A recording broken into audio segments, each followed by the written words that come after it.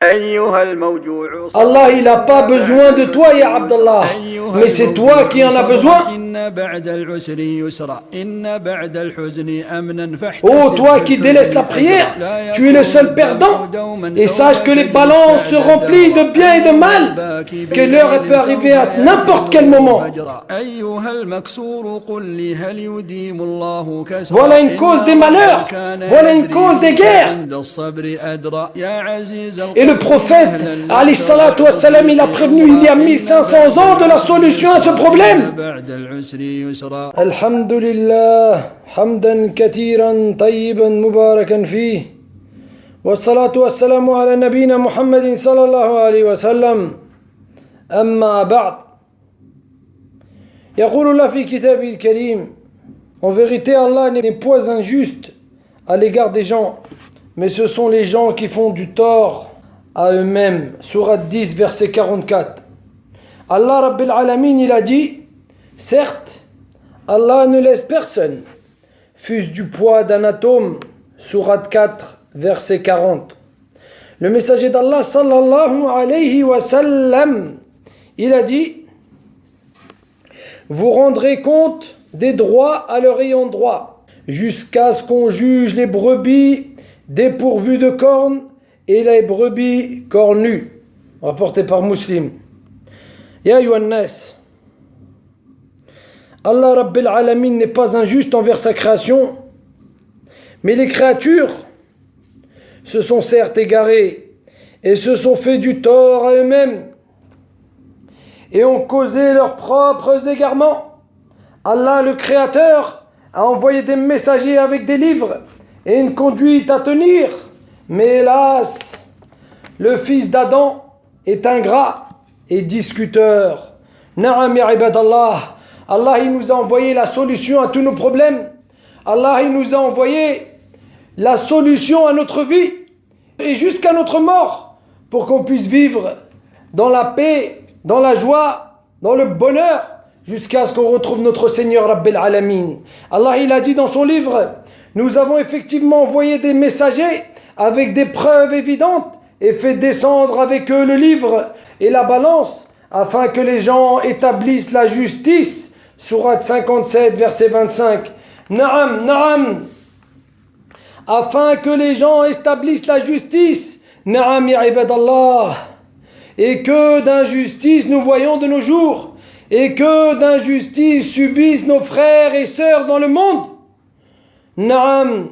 Allah il a dit dans son livre, afin que les gens établissent la justice. Mais quelle justice? Celle du Seigneur des mondes, Naam, le Créateur qui connaît le mieux sa création. Ya ibadallah, n'avez-vous pas entendu ces gens qui posent ces questions? Et peut-être même toi, ya Abdallah, tu t'es posé cette question. Et tu te dis, pourquoi autant de guerres s'il y a un Dieu? Pourquoi autant de malheurs? Naam ya ibadallah. Eh bien, sache que dans le Coran et la Sunna, il y a la réponse à tes questions. À ces gens, nous répondrons, Allah n'a-t-il pas envoyé des règles à suivre et des lignes à ne pas dépasser?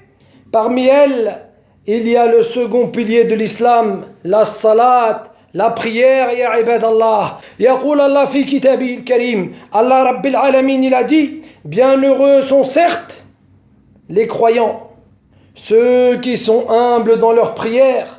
Sourate 23, verset 1. Et il a dit, accomplissez la salat, accomplissez la prière, et acquittez-vous de la zakat, et inclinez-vous avec ceux qui s'inclinent. Sourate 2, verset 43. Naam ya ibadallah.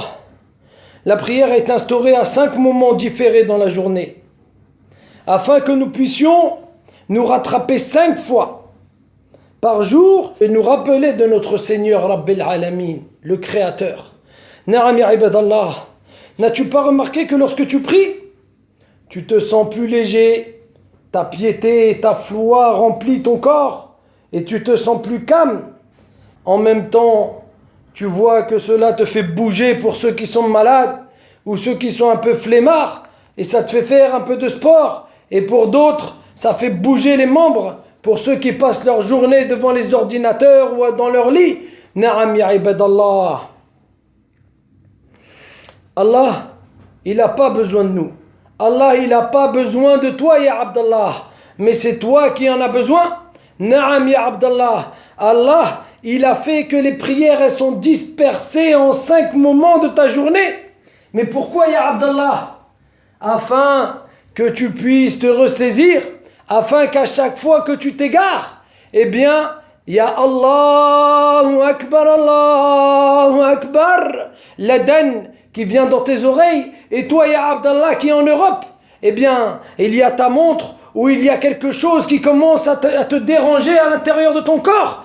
Et là, c'est l'heure de la prière. Naam, ya Abdallah, entre le Fajr et le Dhuhr, tu as été travaillé, ou tu es sorti, ou tu es regardé dans ton ordi, ou je ne sais quoi. Et finalement, tu commences à t'égarer.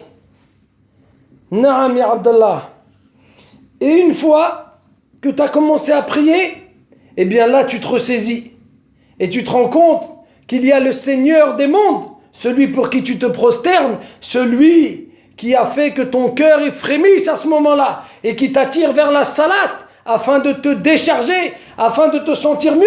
Naam, celui-là même qui fait que lorsque tu te souviens de lui, par humilité, tu commences à te remettre dans le droit chemin. Naam, ya Abdallah, la salat, et ton Seigneur, ya Abdallah, malgré que tu aies pu t'égarer d'une prière à l'autre, ton Seigneur, il t'attend pour te pardonner, alors que toi, tu n'as fait que pécher et t'égarer. Mais alhamdulillahi rabbil alamin, il a fait que dans ton cœur, il y a quelque chose qui te rattrape et qui t'attire vers la salat. Et à ce moment-là, tout ce que tu faisais de mal, tu commences à l'oublier, à t'en dégoûter. Et tu lâches tout ça pour te prosterner devant celui qui a créé les cieux et la terre en 6 jours. Le messager d'Allah, sallallahu alayhi wa sallam, il a dit, lorsque vient l'heure d'une prière obligatoire, quiconque fait ses ablutions parfaitement et accomplit sa prière avec humilité, eh bien, cela lui servira d'expiation pour ses péchés passés, tant que la personne ne commet pas de péché majeur, et cela s'applique en tout temps. Allahu Akbar wa lillahi alhamd. Voilà la bonne nouvelle aux prieurs. Sache que ce qui se passe entre une prière et l'autre, il est pardonné. Naam, ya Abdallah, n'as-tu pas entendu l'histoire de cet homme qui est venu voir le messager d'Allah sallallahu alayhi wa sallam et qui lui a dit, oh messager d'Allah, j'ai fait avec une copine ou avec une femme tout ce qu'on peut faire sauf la pénétration. Naam, ya ibadallah. Et le prophète alayhi salam de lui dire, est-ce que tu as prié avec nous? Et l'homme de répondre par oui. Et là le prophète alayhi salam lui dit, la prière, elle efface qu'est-ce qui s'est passé entre les deux prières. Allahu Akbar wa lillahi alhamd. Naam, ya Abdallah. La prière que tu négliges, la prière que certains d'entre nous négligent, eh bien, sache, ya Abdallah, qu'elle ne va rien diminuer dans la grandeur du Seigneur des mondes. Tu es le seul perdant. Oh, toi qui délaisses la prière, tu es le seul perdant. Et sache que les balances se remplissent de bien et de mal. Et que l'heure elle peut arriver à n'importe quel moment. Allahu Akbar, na'am ya ibadallah. Un jour, j'ai discuté avec un frère de chez moi et je lui ai dit, alors qu'il venait de sortir de prison, je lui ai dit, ya Abdallah, ça y est, Allah t'a éprouvé, t'as été en prison, et Inch'Allah t'as pu te remettre en question et rentrer dans la prière. Il m'a dit, oh Wallah, je suis sorti de prison et les dettes, elles sont tombées sur moi. Et j'ai eu beaucoup de dettes, mais Inch'Allah, bientôt, je vais essayer de me rattraper. Je lui ai dit, ya Abdallah. Et là, à ce moment-là, il avait une bouteille d'alcool qu'on a gentiment versée pour lui épargner de se remplir la tête avec. Et il s'est énervé, il me dit, mais pourquoi tu me fais ça? Naam, je lui ai dit, écoute, celui qui t'incite à boire, c'est pas ton ami. C'est celui qui t'incite à délaisser ça, Naam, mon frère, qui est ton ami. Et moi, j'ai grandi avec toi, ya Abdallah. Et j'ai de l'estime.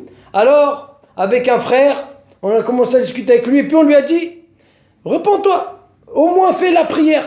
Mais tout le monde fait des péchés, mais au moins la salat, ya Abdallah, celle qui peut te pardonner ce qui s'est passé entre chaque prière. Et il m'a dit, Inch'Allah, je vais reprendre.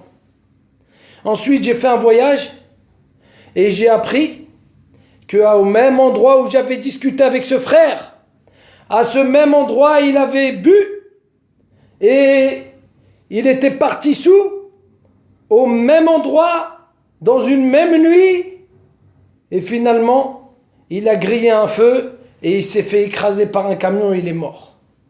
Allahul Musta'an.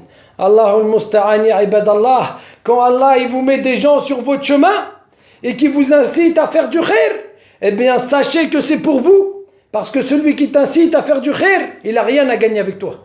Si ce n'est des hasanats dans sa balance, mais aucun bien de ce monde. Il est seulement là pour essayer de te guider vers le khair. Et c'est Allah qui l'a mis dans ton chemin. Allahu Akbar wa lillahi alhamd. Voilà une cause des malheurs. Voilà une cause des guerres. Voilà une cause des malheurs et de la réponse à ta question, ya Abdallah. Lorsque tu te demandes, mais pourquoi tous ces malheurs? Mais pourquoi tout ça? Eh bien parce que les gens, ils ne se ressaisissent pas. Et s'ils n'ont pas 5 moments dans la journée pour se ressaisir, que Allah il leur a donné, eh bien ils n'ont personne pour les rattraper. Et ne pense pas qu'Allah soit inattentif à ce que font les injustes. Il leur accorde un délai jusqu'au jour où les regards se figeront. Sourate 14, verset 42. En ce qui concerne les malheurs, le messager d'Allah sallallahu alayhi wa sallam nous a avertis dans le hadith d'Al-Hakimi. Ô muhajiroun, il y a 5 choses, si vous êtes éprouvés par ces choses et qu'elles descendent sur vous, et je cherche protection d'Allah contre le fait que vous soyez vivants lors de leur apparition. Il a dit la fornication. Naam, première chose, la fornication. Il dit la fornication n'apparaît pas dans un peuple jusqu'à ce qu'il le rende public, sans que n'apparaissent dans ce peuple la peste et les maladies qui n'existaient pas à l'époque. Allahu Akbar, une situation dans laquelle on y est aujourd'hui. Naam ya ibadallah, à l'époque, les gens se cachaient pour faire ce péché, mais aujourd'hui, les gens, ils se sont égarés. Les gens, ils sont tombés dans ce péché et aujourd'hui, tu peux voir la Gay Pride ou je ne sais quelle fête où les gens ils font cette fornication au grand jour. Et voilà que le sida est apparu. Et voilà que les MST sont apparus. Naam ya ibadallah. Et le prophète, alayhi salatu wassalam, il a prévenu il y a 1500 ans de la solution à ce problème. Mais hélas, il n'y a pas de cœur et il n'y a pas d'oreille qui écoute l'appeleur. Naam ya ibadallah. Ensuite, le messager d'Allah sallallahu alayhi wa sallam, il a dit, lorsqu'ils diminueront les mesures et la balance dans les marchés, ils connaîtront la famine, la difficulté de la vie et la tyrannie des dirigeants contre eux. Naam, voilà la cause de la famine et de la tyrannie. Ne raisonnez-vous donc pas? Naam ya ibadallah. N'as-tu pas vu lorsque tu vas dans les marchés, dans les pays arabes ou en Afrique ou même dans certains marchés en Europe et que tu vois ces gens venir et qu'il n'y a pas de prix? Naam, le prix n'est pas écrit. Et ils donnent un prix à la tête du client. Et même parfois, ils trichent dans les poids et les mesures. Eh bien, sache, ya ibadallah, que le messager d'Allah, il nous avait prévenu. Ya ma'shar al-arab, ô vous les Arabes, ô vous les Africains, ô vous ceux qui vivent en Europe ou dans le monde. Yani, méfiez-vous, ô vous les travailleurs qui trichent dans les mesures et dans les poids. Le messager d'Allah, sallallahu alayhi wa sallam, il a dit que c'est une cause de la famine et de la tyrannie des dirigeants. Allahul Musta'an, on est en plein dedans, ya ibadallah. Ensuite, le messager d'Allah, sallallahu alayhi wa sallam, il a dit, et s'ils ne s'acquittent pas de la zakat, ils seront privés de la pluie. Et si ce ne seraient les animaux, ils ne pleuvraient plus jamais. Allahu Akbar. Ici, le prophète, alayhi salam, il nous dit que si les gens, ils arrêtaient de donner la zakat, une partie de leur richesse aux plus pauvres d'entre eux, aux plus faibles, eh bien, la pluie cesserait, l'agriculture elle commencera à diminuer. Et ensuite, la sécheresse apparaîtrait. Na'am ya ibadallah, on est encore en plein dedans. Mais hélas, les gens ne raisonnent pas. Ensuite, le messager d'Allah, sallallahu alayhi wa sallam, il dit ensuite, et s'ils rompent l'engagement d'Allah et du messager d'Allah, alors Allah enverra contre eux des ennemis. Écoute bien, ya Abdallah, le printemps arabe. Écoute bien, ya Abdallah, tout ce qui se passe en ce moment sur notre terre. Le messager d'Allah, sallallahu alayhi wa sallam, il a dit, et s'ils rompent l'engagement d'Allah et du messager d'Allah, ça veut dire l'engagement qu'ils ont envers leur religion, envers leur Seigneur, l'impact qu'ils ont fait avec le dîn. Alors, Allah enverra contre eux des ennemis qui prendront une partie de ce qu'ils possédaient. Et s'ils ne gouvernent pas avec le livre d'Allah, Allah les fera se battre les uns contre les autres. Allahu Akbar, le hadith il est rapporté par Al-Hakimi Al-Bayhaqi. Cheikh al-Islam Ibn Taymiyyah, il a dit, il est possible qu'Allah il donne la victoire à un peuple mécréant. Naam, il est possible qu'Allah il donne la victoire à un peuple mécréant, juste, et qu'il fasse perdre un peuple musulman à cause de leur injustice. Et nous sommes tous témoins de nos jours que cela est arrivé et que c'est la vérité. Nous avons le problème et nous avons la solution. À nous d'agir, ya ibadallah. Hada walhamdulillahi rabbil alamin. Bismillah walhamdulillah wassalatu wassalamu ala rasulillah. Allah il a dit dans son livre, et vous preniez tout cela à la légère, tandis qu'aux yeux d'Allah, la chose est très grave. Sourate 24, verset 15. Ya ibadallah, quant aux attentats commis injustement, qui tuent des innocents, aux agressions qui sont faites sur les faibles, sur le peuple, sur les gens qui n'ont rien à voir, sur les femmes et les enfants, telle la pédophilie qui s'est propagée en Europe, telles les bombes qui sont posées un peu partout, telles les agressions sur les femmes voilées, sur les faibles. Na'am ya ibadallah. Eh bien tout cela, les gens se plaignent, mais lorsque tu leur parles du châtiment et que tu leur expliques que la loi d'Allah est une solution, eh bien ils nous regardent avec dureté en disant, quelle loi? Cette loi est vieille, cette loi est trop dure.